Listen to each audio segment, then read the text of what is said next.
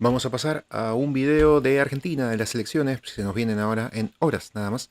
Este domingo 26 de octubre acá en Argentina hay elecciones para renovar bancas del Congreso, renovar bancas de diputados y senadores a nivel de todo el territorio argentino. Y vamos a ver un live de Nicolás Márquez junto con Vicente Massot, analizando un poquito qué se nos viene, qué podemos esperar y si habrá o no sorpresas. Debemos reconocer que ellos lo hicieron mejor.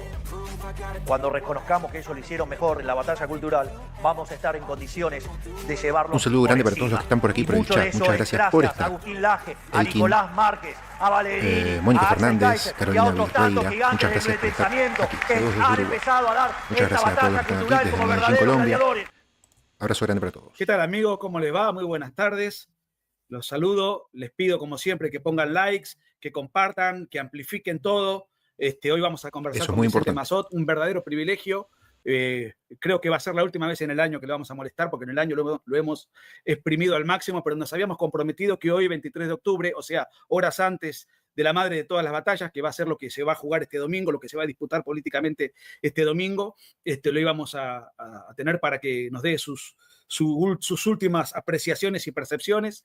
Antes que nada, porque yo sé que me lo piden y que la gente me dice que los que me agreden, que les responda y que entonces ya respondí la semana pasada a las operaciones que me hicieron por televisión, a Longobardi. Yo tengo por principio, y discúlpenme la arrogancia, primero, no tengo tiempo de responderle a los cibernautas que andan pululando y que dicen barbaridades mienten sobre mí. Yo tengo por principio responder a alguien que sea un equivalente o un superior, o porque tenga la envergadura académica o la trayectoria o la sapiencia o los oropeles o los pergaminos o la reputación. Yo no soy un benefactor. Si a Mick Jagger lo insulta Bruce Springsteen, Bono o Paul McCartney, y él va a responder. Si lo insulta a la Mona Jiménez, no. Bueno, es decir, si River juega contra Deportivo Italiano y el que gana es Deportivo Italiano, discúlpenme la vanidad. Yo no voy a responder ninguna agresión de ningún tuitero, de ningún marginal que me agravie. Si el que me agravia se pasa del agravio y comete ilícitos atribuyéndome cosas contempladas en el Código Penal o en el Código Civil, tampoco voy a responder, porque para eso están mis abogados muy prestos a lanzar una serie de denuncias civiles y penales a una serie de personajes que me agraviaron todo el año, y yo les dije, como esto tarda en prescribir, que a fin de año lancen todo junto, porque mientras tanto estoy muy alocado con 100 millones de cosas personales. Es lo único que voy a decir, nada más. De todas maneras, les agradezco la preocupación y les agradezco el apoyo que siempre me brindan y me dispensan. No tengo más nada que decir al respecto. Así que aprovechen los superchats porque hoy tenemos a un pensador que ya es costumbre, que es un amigo, que es un maestro, que nos enseña, que nos ilustra. Aprovechen para preguntarle a él acerca de todo lo que se les ocurra en función de lo que vamos a estar charlando y conversando hoy. Dicho esto, y no siendo para más, y agradeciendo que amplifiquen al máximo esto para que miles y miles de personas lo puedan ver, o en diferido, que es donde más se ve, le vamos a dar la bienvenida una vez más a mi maestro, al maestro de muchos de todos nosotros, el doctor Vicente Massot. Vicente, ¿cómo estás? Bien, ¿y vos? ¿Cómo andan todos? Bueno, hemos cumplimentado con aquello que nos comprometimos de que el 23 de octubre, horas antes de estos comicios cruciales, pudieses darnos todo tu parecer en función de todo lo que ha transcurrido. Quiero aprovechar los últimos minutos de lo que va a ser esta conversación para hacerte algunas preguntas de índole internacional. Pero mientras tanto, lo primero que me surge decirte que es, ¿dónde estamos? A 72 horas, ¿no? Mañana empieza la veda y ya el domingo hay que ir a votar. ¿Dónde estamos parados? Así, bien genérica. Sí. Yo veo un final de bandera verde. No, es muy difícil determinar con precisión de centavo quién puede ganar y quién puede perder. Deja de lado las encuestas que, una vez más, por lo que hace a distintos lugares del mundo, han vuelto a fracasar. El ejemplo más claro es lo de Bolivia del domingo pasado. Hasta 24 horas antes, las últimas encuestas que se conocieron lo daban a Tuto Quiroga arriba por 8 o 9 puntos. Una vez conocidos los guarismos, quien ganó fue Víctor Paz, exactamente por esa diferencia. Es decir, que le erraron en 18 puntos, poco más o menos, la mayoría de las encuestas bolivianas. Esto pasa en todos los lugares del mundo. Y no nos tenemos que olvidar que el 7 de septiembre, excepto una que dijo o presentó números con 11 puntos de diferencia de Fuerza Patria respecto a la Libertad Avanza, todos los demás erraron por escándalo. De modo tal que, olvidémonos de las encuestas, es muy difícil determinar quién puede ganar, pero para mí hay razones susceptibles de ser tenidas en cuenta, Nicolás, valederas, que me permiten afirmar, no, hay un final de bandera verde. El que gane, gana por 2 o 3 puntos, no gana por más. Con lo cual, de por lo menos uno de los lugares, quizás el más importante, que deba tenerse en cuenta en una elección legislativa, que es el número de diputados y senadores que vos sumás o que perdés, la Libertad Avanza va a estar mejor que Fuerza Patria. Mira, creo que hoy o ayer, ya estoy tan perdido que, viste, yo no tengo horarios, entonces los días se me mezclan. Por ahí un domingo trabajo como un animal y el lunes no, entonces claro. No sé si a vos te pasa lo mismo. Pero me pierdo cuando leí una noticia, pero fue inminente. Patricia Bullrich dijo, a mí no me importa ganar por un voto. Lo que yo te quiero preguntar es esto. Si alguien gana obviamente que no se gana por un voto, pero quiero decir por un margen simbólico ínfimo. Vos jugás un partido de fútbol, ganás por un gol, a último momento, a lo pirro, no importa, ganaste, te llevaste los 3 puntos. Hay un resultado concreto y el otro se va con la mano vacía. En política, vos ganás por un resultado simbólico, ínfimo. Metiste la misma cantidad de diputados y la misma cantidad de senadores. En términos de tu crecimiento político es exactamente igual. ¿Qué cambia entonces ganar por un voto o perder por un voto en la noche del domingo 26 de octubre? Por de pronto, ganar por un voto, perder por un voto, es decisivo y no hay una narrativa que pueda modificarlo en una elección de carácter presidencial.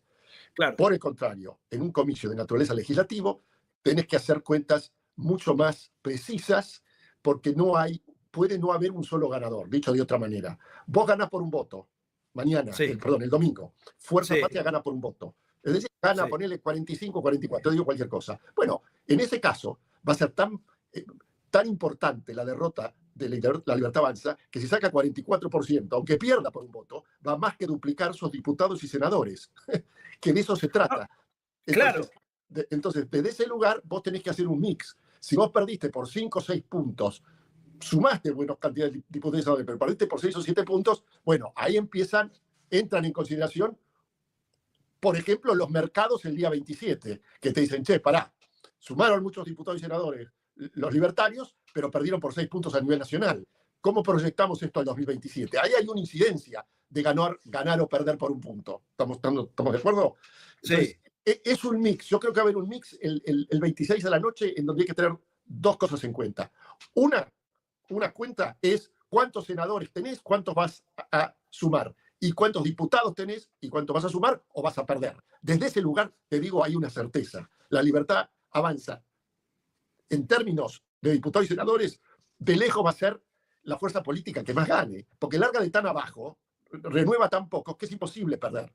Ahora, la otra forma de medirlo, y yo creo que ahí va a haber una guerra de narrativas a nivel básicamente mediático el domingo a la noche, es que el peronismo pueda agitar la idea de ganamos nosotros, sumando a todos los peronistas habidos y por haber, aunque no todos le responden a Cristina Fernández.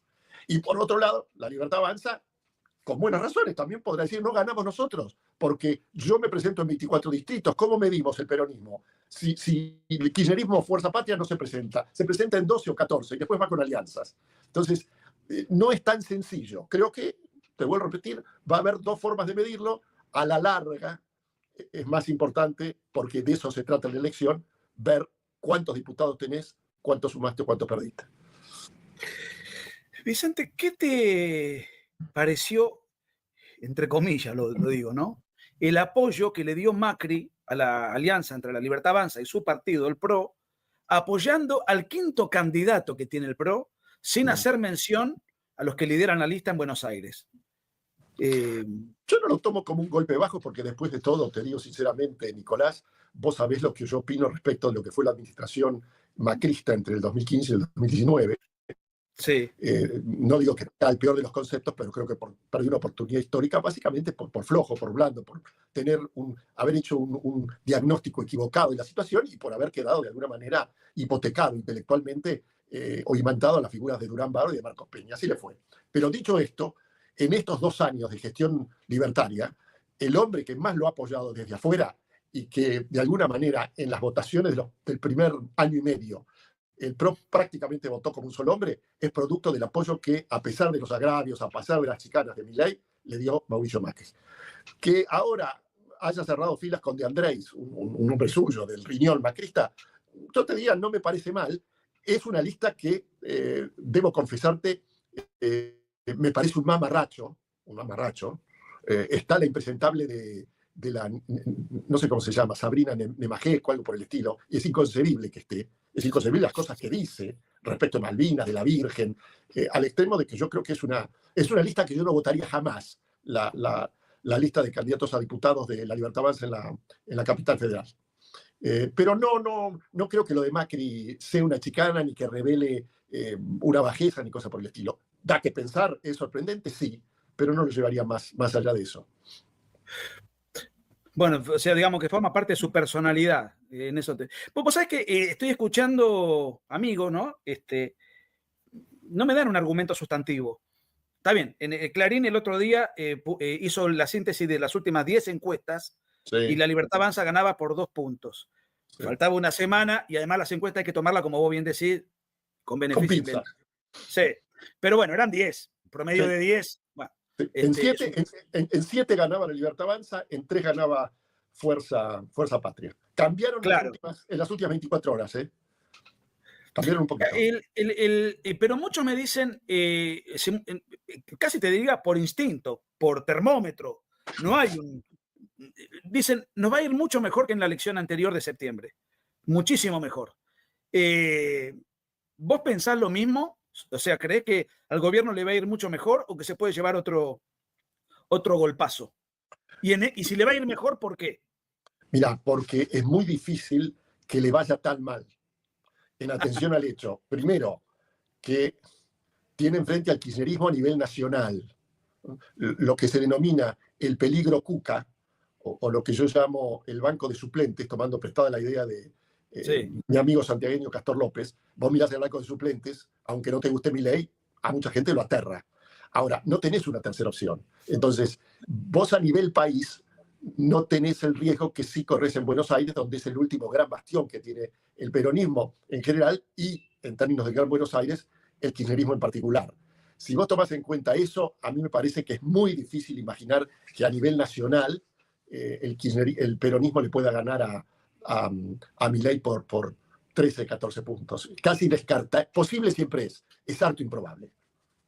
Y en la provincia de Buenos Aires, ¿cuánto crees que incide el hecho de Esper por un lado, el cambiar sobre la marcha y a último momento, con toda la zozobra que hubo, que no se sabía si iba a Karen Reinhardt o Santilli, bueno, finalmente se dirimió como se tenía que dirimir. Creo que la justicia dilató de una manera maliciosa para quitarle a la Libertad Avanza tiempo de poder consolidar un candidato, porque la letra de la ley era tan clara que no se prestaba ninguna ambigüedad. Más allá de eso, en la boleta figura Esper.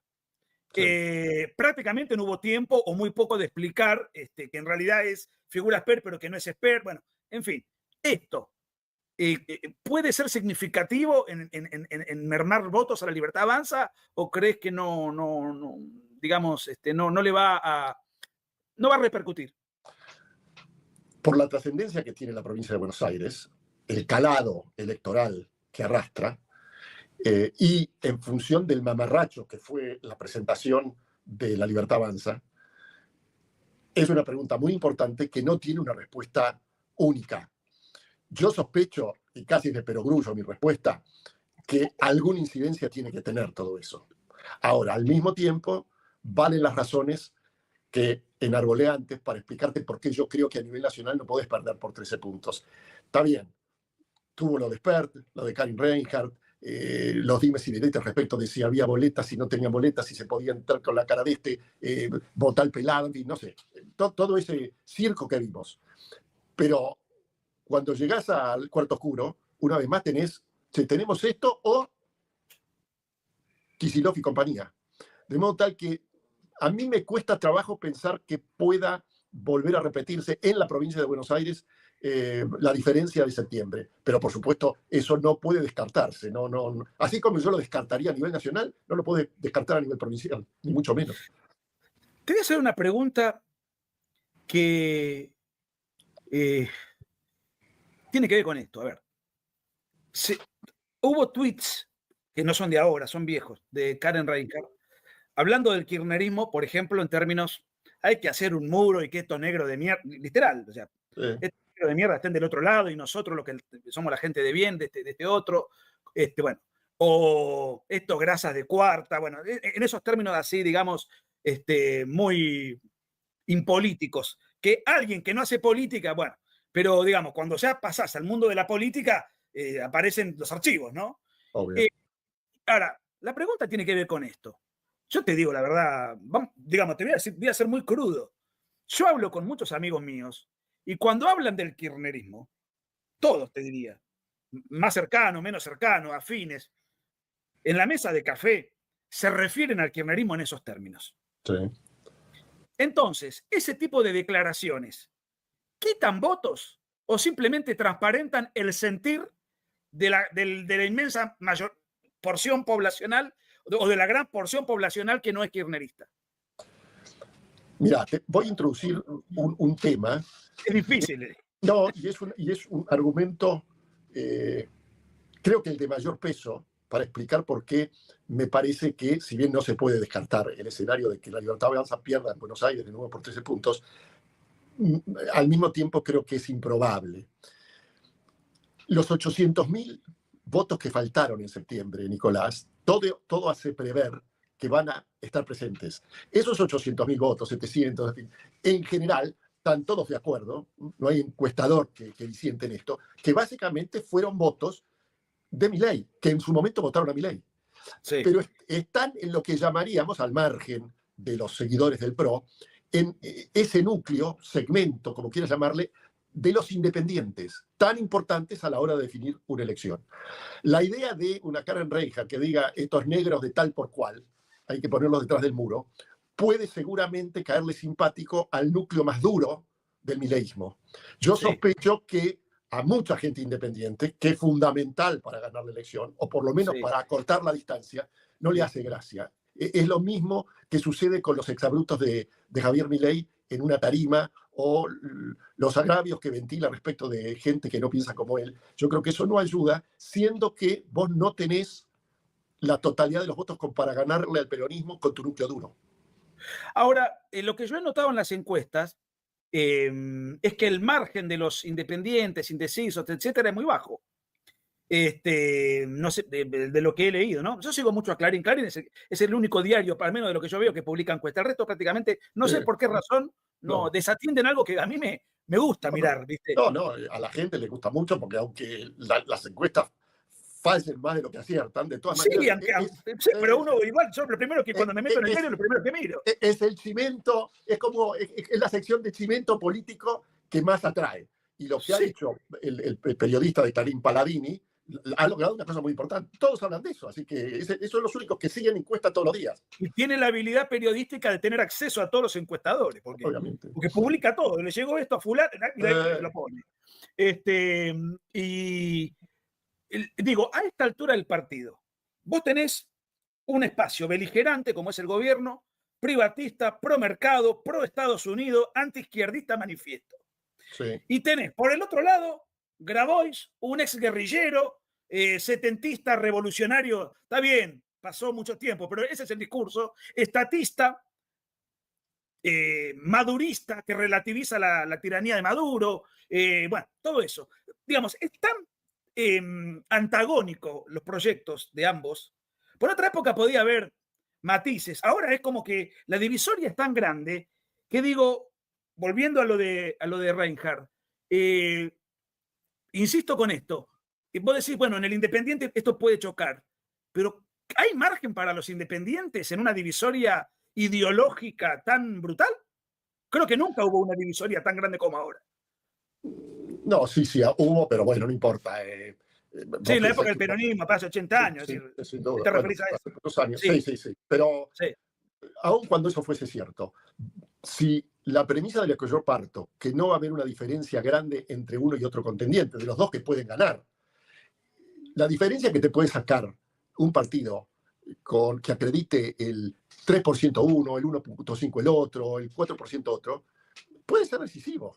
A eso me refiero, Nicolás, cuando hablo de los independientes. Quizás no necesariamente independientes en términos de que no están con nadie y deciden su voto a último momento. A ver, en la provincia de Buenos Aires, a mí no me cabe duda, por ahí queda fuera, que mucha gente, en mi caso, por ejemplo, si votase en la provincia de Buenos Aires, no me cabe ninguna duda que yo no lo votaría a Santilli y a Larraín, le votaría a María Eugenia Talarico, que me parece mucho más formada, mucho más honesta, mucho más presentable.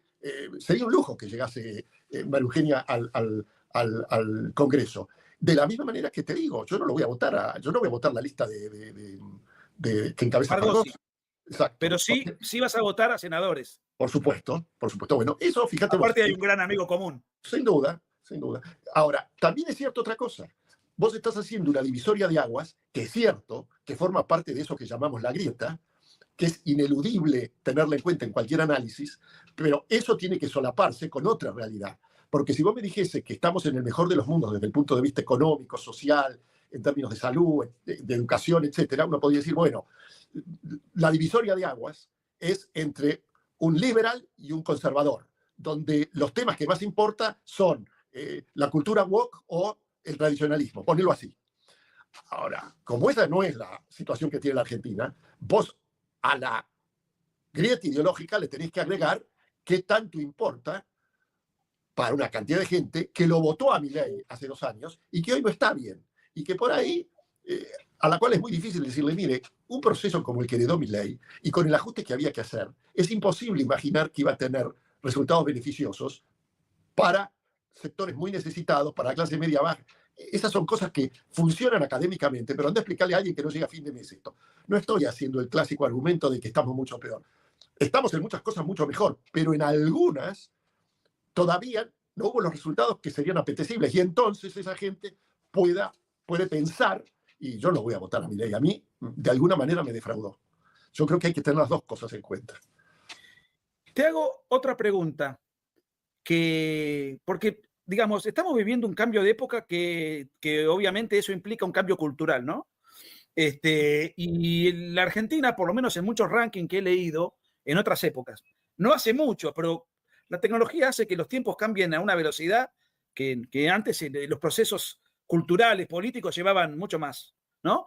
La Argentina era el país de América Latina más hostil a Estados Unidos del continente. De América Latina, bueno, del continente, de América Latina.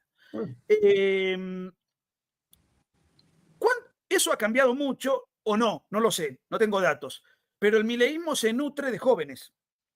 Y los jóvenes, yo los veo, les gusta la tecnología, les gustan los iPhones, les gusta esto, les gusta lo otro, les gusta Elon Musk, les gustan las plataformas donde ven películas, series, esto, aquello, les gusta conocer Estados Unidos, les gusta... Es decir, ¿crees que... Porque te pregunto porque gran parte del discurso y de la campaña de Fuerza Patria, a mí yo no lo viví, vos tampoco, pero me rememora a la pretensión de hacer renacer la dicotomía Braden-Perón. Para los que no lo saben, en los años 40, Braden era el embajador en Argentina, norteamericano, y lo que se le atribuía a los enemigos de Perón es que Braden era el que manejaba a la oposición, ¿no? Entonces, el lema de Perón era Braden o Perón, o sea, o Estados Unidos o nosotros. Y me parece que Fuerza Patria apeló a eso. Y lo que no tengo claro, habida cuenta de que Argentina, años atrás, no muchos, era muy hostil a Estados Unidos, es si eso tiene vigencia o están reeditando un fetiche propagandístico que está de moda. Yo te tomo la última idea. Creo que es una dicotomía que no tiene hoy demasiado sentido. He leído, no te puedo decir cuál, es la única encuesta de las últimas 2 semanas a partir de el hecho de que el Departamento del Tesoro vino en auxilio y lo salvó al gobierno libertario. Se hizo una encuesta y a mí me sorprendió todavía el alto grado de rechazo, según esa encuesta, que suscita Estados Unidos en la sociedad argentina. Está bien hecha, está mal hecha, pero no disentía mucho de los viejos números respecto del proverbial y al mismo tiempo falso, diría yo, el argumento esnovista del progre típico argentino, que, como vos decías, referido a la juventud, pero si alguien le dice digamos, al ciudadano medio argentino, ¿usted dónde le gusta ir de vacaciones? Miami sería uno de los principales destinos que elegirían. Y usted, si su hijo pudiese hacer un posgrado en una universidad, ¿dónde lo mandaría? Y a Estados Unidos. Claro. Y si tuviese los dólares, ¿dónde en un banco norteamericano? Ah, sí, pero... No, y además si ahorra, si tiene plata para ahorrar, ¿en qué moneda ahorra? En dólares, cosa que ese es el dato mejor de todos. Entonces, eso es cierto. Creo que lo de Baradit o Perón se le ha dado una importancia que no tuvo. Fue un hallazgo propagandístico importantísimo, pero el peronismo no gana por eso. Esas son las cosas que uno repite y repite y repite, no tenemos tiempo. ¿En el 46 te referís? Claro, el 46. Sí, ganó por la plata que repartió Perón del 46. No. Cuando estaba en la época del GO, digo, ahí hizo... No, pero la diferencia entre Perón y la Unión Democrática debe haber sido una de las diferencias más chicas de la historia argentina en términos de... Ganó por muy poco Perón. Pero ¿sabes cuál fue la diferencia? Por 10 puntos ganó. No ganó por 10 puntos. Ganó por menos. Y te digo una cosa, ¿vos sabés quién estaba en la Unión Democrática? El Partido Socialista, el Partido Comunista. ¿Sabés quién no estaba en la Unión Democrática? Los conservadores. Los conservadores. Hay un libro que no me deja mentir, que se llama El voto peronista, que publicó hace muchos años Manuel Moria Araujo, y que recomiendo leer a cualquiera que le interese el tema, que demuestra fehacientemente que si se daba la lógica y los conservadores, como deberían haber estado, formaban parte de la Unión Democrática, Perón no hubiese ganado esa elección. El que le da el triunfo son los partidos conservadores en general de todo el país, porque no había un solo partido conservador. Pero bueno, no sigamos con este tema. Creo que hoy... No, pero me da pudor discutir con mi enorme maestro, pero yo estoy casi seguro pero no importa. que fueron 55-45, una cosa así. Sí, la Unión Democrática, Tamborini... No. A ver, Perón sacó el 53,75 y Tamborini el 45,65. Bueno. No son 10 puntos, es correcto, pero son 7 u 8. Bueno, pero vos, si te fijás, insisto, hay que leer el libro, la incidencia del voto conservador, sobre todo en la provincia de Buenos Aires, es de una dimensión que permite pensar que otro hubiese sido el destino de la Argentina, y de esa elección por lo menos, de haber estado el conservadurismo. No tenía sentido que estuviese el Partido Comunista, y tenía sentido que estuviesen los conservadores, pero bueno, como quiera que sea. Ese tipo de eslogan yo creo que hoy tiene poca incidencia. Algunas tendrá, pero me parece que no pasa por ahí la cosa. No, y además la Iglesia en ese momento hizo una declaración de que no había que votar por ninguna fuerza donde estuviese el Partido Comunista. Exacto. Que yo no sé por qué lo pusieron. Creo que quisieron hacer un émulo de la Segunda Guerra Mundial. Y claro, no, pero disparate típico, ceguera absoluta, porque no es. Con los resultados del lunes me di cuenta que no tenía que hacerlo. Si alguien le pregunta a un chico cualquiera que no sepa historia argentina, mire, se está formando esto en contra de ¿usted qué cree que es más natural? ¿Que estuviese el conservadurismo o el Partido Comunista? Cualquiera te decía, los conservadores. Bueno, sucedió contrario. Pero bueno, me parece que no tiene demasiado peso en una campaña, más allá de que el peronismo va a reeditar eso, porque en su momento forma parte del folclore peronista, seamos honestos, ¿no? Sí. Matías Iván Guzmán, ¿no es una inocencia pensar que no es necesaria la fiscalización porque hay boleta única? Lo digo por la falta de fiscales en La Matanza. Bueno, hoy leí que el PRO retiró fiscales en un distrito clave, como 1000. He sido presidente de mesa y fiscal. Creo que sin fiscales la mesa en cuestión está perdida. La verdad que es una novedad lo de la boleta única. No sé hasta qué punto la fiscalización... Creo que siempre es bueno tener fiscales, pero no sé hasta qué punto es indispensable como lo era antes. No, yo no creo que sea indispensable. Yo creo que limita muchísimo la idea de un fraude. Ahora, prefiero tener fiscales a no tenerlos. Claro. Y una vez más, me llama la atención que 72 horas antes de una elección trascendental como la que se va a sustanciar el domingo, haya semejante discusión, puja y, en definitiva, rompimiento en La Matanza, nada menos, entre los fiscales de dos partidos que han formado una alianza a nivel provincial.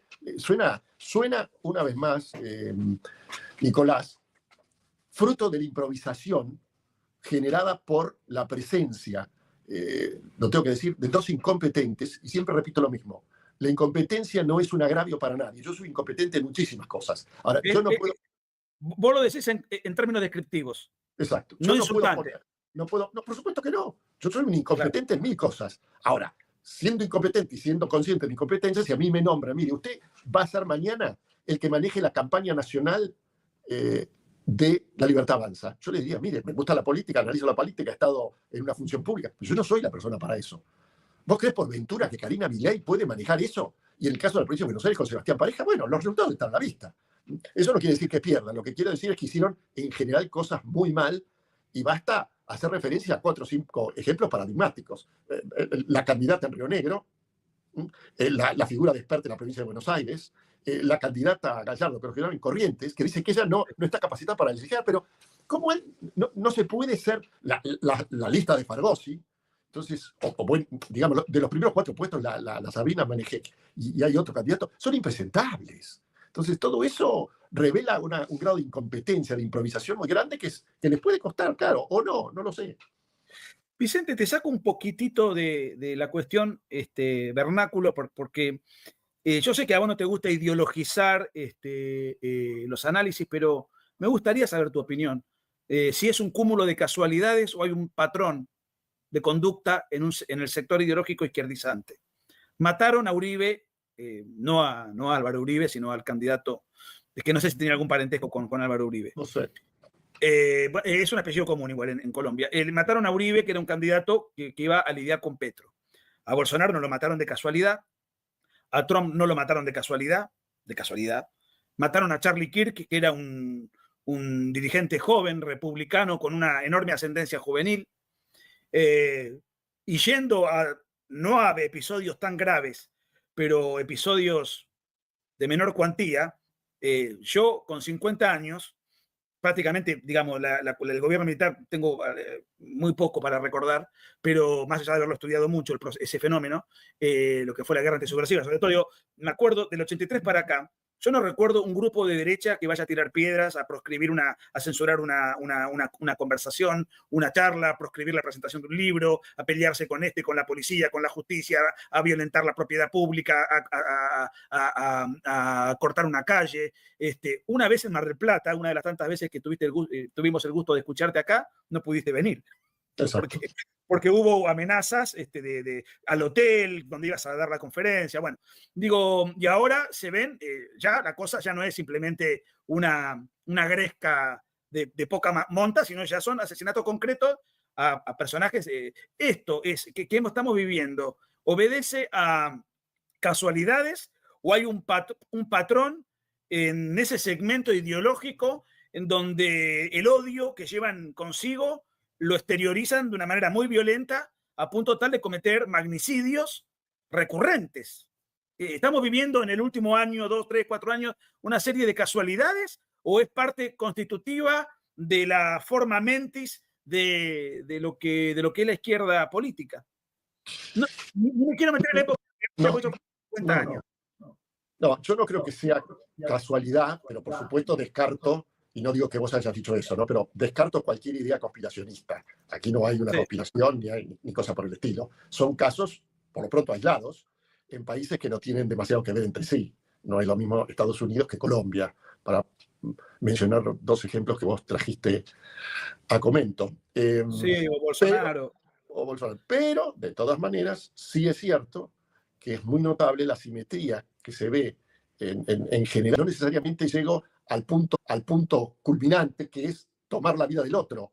Vos mencionaste bien, en general, los scratches en contra de personas o monumentos. Vos pensás toda la cosa woke en los Estados Unidos en contra del general Lee, de Colón, de los padres misioneros católicos que fueron a lo que hoy es California. Esas cosas no se ven en grupos de derecha a escala planetaria de la misma manera que se ven en la izquierda. Hay algunos casos, por supuesto, pero son minoritarios y en comparación con los otros prácticamente intrascendentes. Mira, yo tengo un amigo personal que fue, no voy a decir exactamente el cargo porque lo estoy mandando al frente, pero era un altísimo jerarca de la provincia de Buenos Aires en inteligencia y contraterrorismo, de lo más encumbrado de la provincia de Buenos Aires, de la policía. Y una vez tomando un café me dice, en toda mi carrera jamás tuve que ordenar ir a reprimir una manifestación de derecha. Claro. Nunca. De izquierda, bueno, había infiltrados, había toda, porque son tipos que están o traspasan el delito o están al límite, ¿no es cierto? Quimo, bueno, esto es una pregunta que no sé si la querés responder porque nos retrotrae. Pero se puede responder. Es cierto, ¿Cuáles son los principales, dice Quimo Herrera, cuáles son los principales logros que le dio el conservadurismo a la sociedad argentina y sobre todo a los que menos tienen? Me da la sensación de que hay que remontarse mucho tiempo atrás para eso. Sí, la sensación es cierto. Si uno toma el conservadurismo de 1880 a 1940, con todo lo relativo que puede ser calificar tantas décadas como específicamente conservadoras, pero tenían una gran... en buena medida esos gobiernos, algunos de coalición, donde está el conservadurismo con los radicales, incluso con los socialistas independientes, transforman un erial, que eso es lo que era la Argentina, un desierto, en una de las primeras 10 economías del mundo, en términos del PBI per cápita. Y transforman la sociedad argentina y logran que después de los Estados Unidos haya sido la segunda con mayor movilidad social del mundo. Si eso no es permitir y darle oportunidades a los más necesitados, que baje Jesucristo y me lo explique. De modo tal que la forma, yo creo, más fácil de contestar eso es, veamos la Argentina del 80 a 1940. Claro, hay que ir muy atrás. Y alguien puede decirme, bueno, y del 40 aquí, pero del 40 acá no ha habido demasiados gobiernos conservadores, digámoslo, desde ese lugar. Piensen solamente en los años o las décadas que gobernó el peronismo, el radicalismo, los militares, a los cuales la verdad que no se puede llamar conservadores, eso no quiere decir que fuesen de izquierda. Sería una... Nos deberíamos meter de lleno en la historia argentina de los últimos 80 años, pero lo que le dio el conservadurismo a la Argentina está clarísimo. Hay que ir atrás efectivamente para encontrarlo. Pero no, la historia no se los reconoce. No, porque están las tonterías de la oligarquía vacuna o de la década infame. Cualquiera que lee, yo siempre digo lo mismo, agarren los 10 principales indicadores económicos sociales que se les ocurra y comparen la Argentina. Mirá lo que estuve repasando hoy. Mi década del infame, claro. Y comparen 1930, 1943 respecto de el kirchnerismo, Cámpora, Perón, y me van a decir si era década infame o no. Eso es haber politizado, transformar la historia en un atajo ideológico para defender una posición política, pero eso no es historia, eso es fantasciencia. Pero bueno, sería largo. Sí, Matías Iván Gómez, el fiscal controla 3 aspectos importantes. Uno, que quienes ingresen a votar estén en el padrón. 2, que el escrutinio se corresponda con los votos emitidos. 3, que el telegrama enviado se corresponda con el acta. Con boleta única igual hay que hacer eso. Gracias, es correcto. Gracias, Matías. Por eso los que puedan fiscalizar, bienvenidos. No, claro.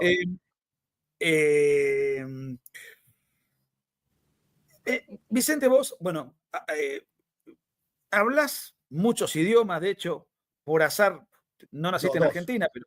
Dos ¿Cómo? idiomas, castellano e inglés. Puedo leer francés, puedo leer algo de italiano en historia, pero hablarlos, inglés y pero castellano. Vos me dijiste que te leíste los 8 tomos de Renzo de Ferici. Sí, pero en italiano.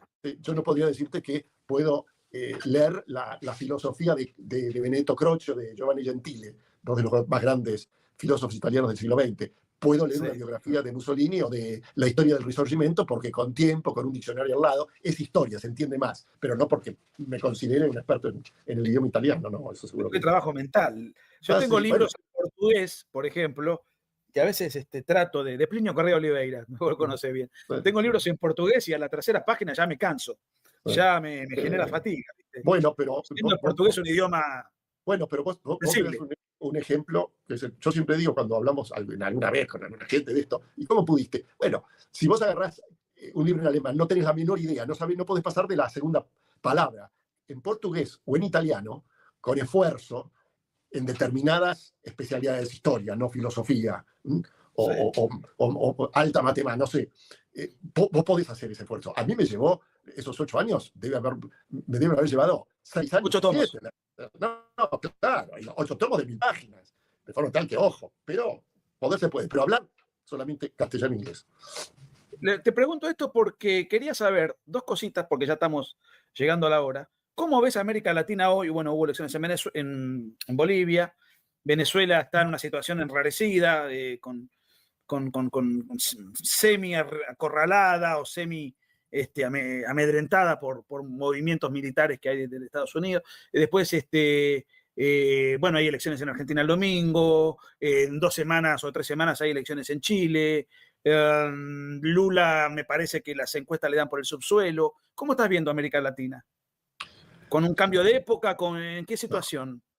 Yo soy enemigo a ver, yo creo que la América Latina no existe. Y no voy a entrar y salir en disputa respecto de si el término solo es o no es un disparate. Este fue un invento francés, lo de América Latina. Y no te estoy corrigiendo. No, vos siempre hablás de la América Española. Lo que pasa es que yo trato de incluir... Trato de incluir a Brasil, por eso lo menciono. Es Iberoamérica, no América Latina. Iberoamérica, no te corrijo. Para mí, Iberoamérica, como comunidad política, como sujeto de análisis en términos de un todo, es lo mismo que Europa, no existe. Alguien podría decirme, ¿qué está diciendo? Europa existe dentro de una Unión Europea que es económica, pero todavía le falta tanto para ser un bloque compacto, homogéneo, sujeto a hacer materia de análisis, insisto, como si fuese un todo, como si fuese una unidad más allá de determinados intereses económicos. Iberoamérica habla 2 idiomas, una religión fundamental y tiene en alguna medida una historia común. Bien, y ahí pará, porque en definitiva no pasa de eso.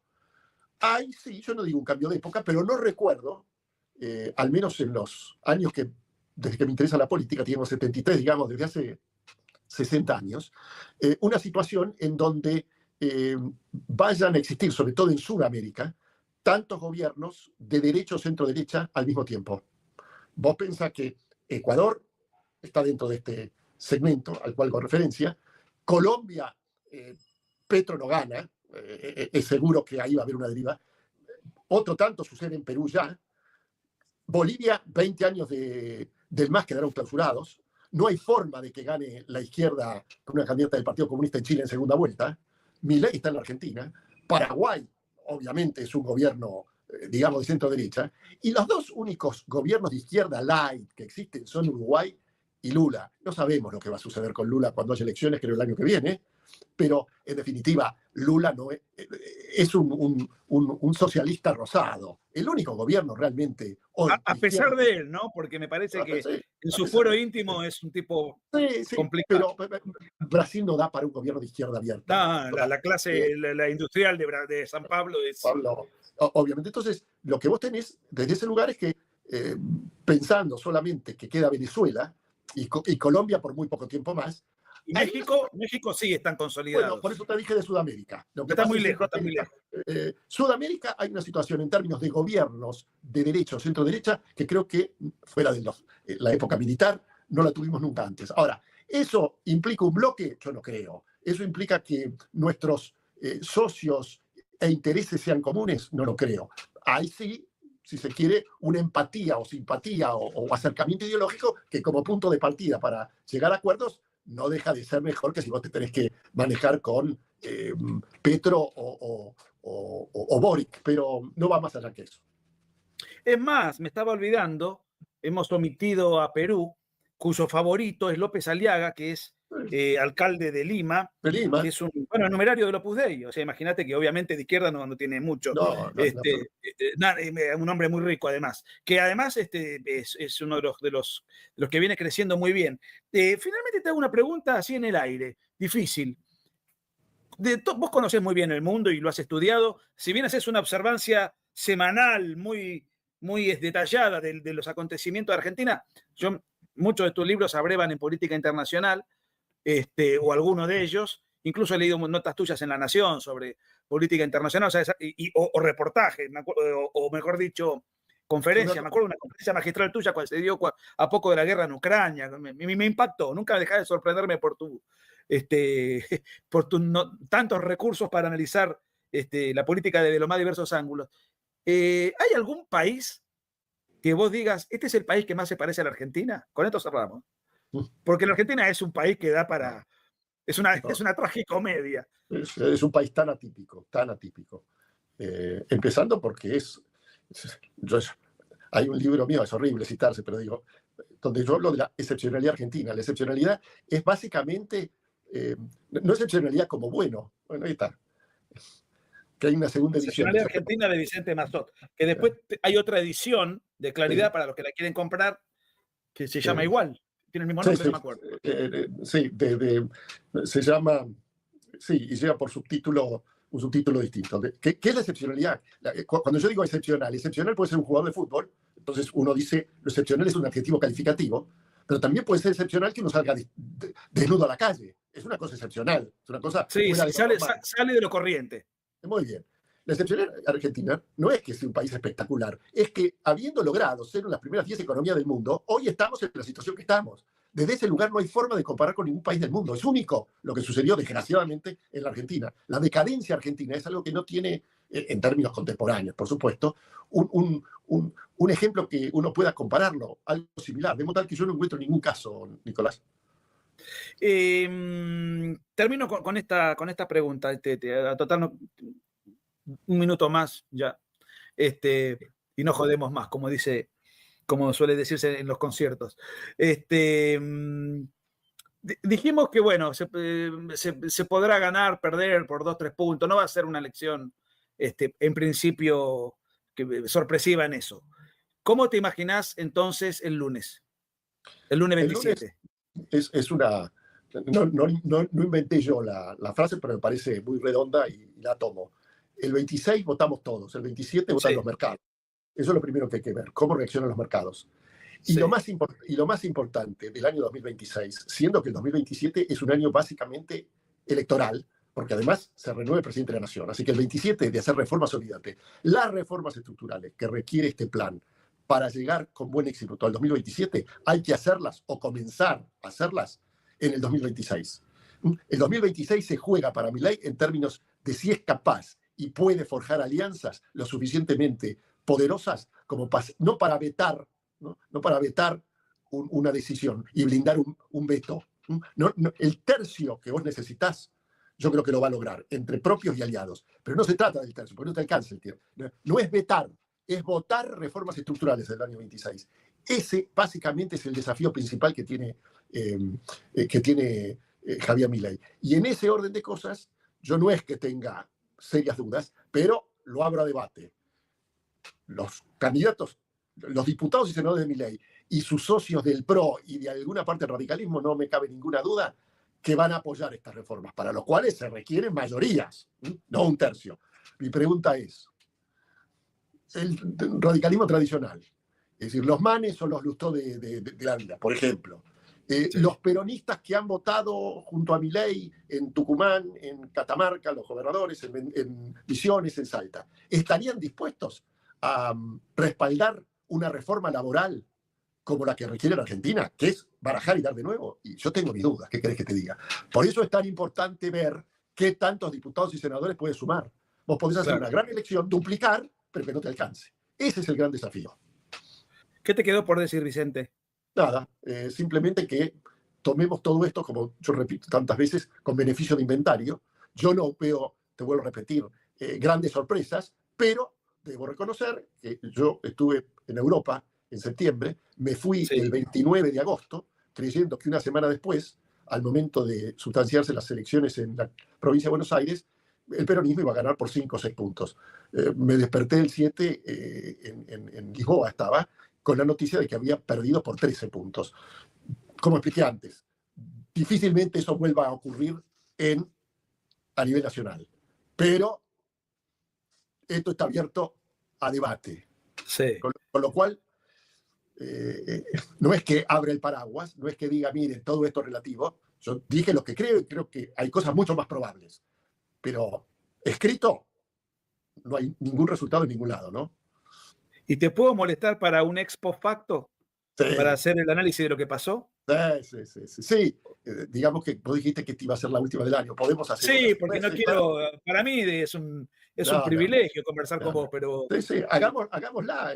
Yo creo que no hay que dejar pasar mucho tiempo, porque, digamos. Claro, por eso. Digamos, 7 días después, cuando sepamos perfectamente quién ganó, dónde, cuántos diputados, cuántos senadores, quién perdió y la reacción de los mercados. ¿Y quién ganó el relato de las elecciones también? Esa es la narrativa. Claro que sí. Señoras y señores, 1.000.000 de gracias por acompañarnos. Esto ya queda colgado, amplifíquenlo, gracias por los superchats, gracias por todo el aporte y por supuesto muchísimas gracias a Vicente Mazot. Nos vemos mañana con un tema afín, porque esta semana es obligadamente, es una obligación ir hablando de las elecciones y de todo lo que de todo lo que tiene que ver con todo lo que está relacionado con las elecciones del domingo. Vicente Mazot, un privilegio como siempre y toda mi gratitud. Gracias, te quiero Nicolás, muchísimo y te mando un abrazo enorme. Un abrazo para todos. Gracias. Gracias.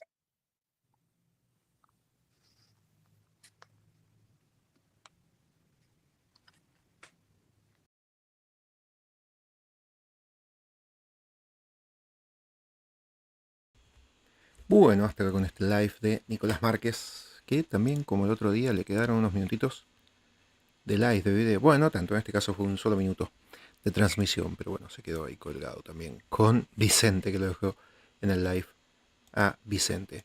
Bueno, vamos a ver qué pasa en estas elecciones de este domingo. La verdad que es muy importante para todo el futuro de Argentina y este progreso que estamos teniendo, porque la verdad que bajó la pobreza, bajó la inflación, estamos bastante mejor que hace 2 o 3 años atrás. Yo me acuerdo en el 2023, por ejemplo, que estaba en otra ciudad y era constante ir todas las semanas al súper a comprar y subían los precios de los alimentos, de todo. Y ahora está mucho más tranquilo eso. Suben los alimentos, pero cada 3 o 4 meses y se sienten mucho menos. Es un alivio bastante grande para el bolsillo. Incluso les cuento una nimiedad, algo personal, pero que seguramente a todos los trabajadores le impactó. Elevaron el mínimo no imponible para pagar impuestos a los autónomos, por ejemplo, ya que yo trabajo como independiente ya hace más de 8 años. Bueno, y antes no podíamos cobrar ni siquiera $1.000 en nuestras cuentas bancarias, o supónganse en precios de hace unos años atrás, $1.500 o $2.000, que ya tenías que pagar ganancias, o sea, pagar prácticamente un 30% de tus ingresos como contribuyente. En cambio, ahora ese monto se elevó muchísimo, se elevó a $4.000 o $5.000, no me acuerdo ahora cuál es el número exacto, pero más o menos para que tengan una idea, o en realidad no sé el cálculo exacto, son algo así como 6 millones de pesos aproximadamente por mes de sueldo, de salario. Entonces, bueno, es un alivio muy importante para todos los argentinos, para todos los trabajadores. Justamente que el peronismo, quien dice ser el partido en Argentina de los trabajadores, era quien más le sacaba desde su bolsillo con los impuestos. En cambio, Javier Milei, en ese sentido, fue mucho más bueno con los trabajadores desde esas cositas pequeñas, como les puedo contar. Así que bueno, vamos a ver qué pasa este domingo, que es una elección clave. Ojalá que saque un buen resultado Javier Milei. Vamos a cambiar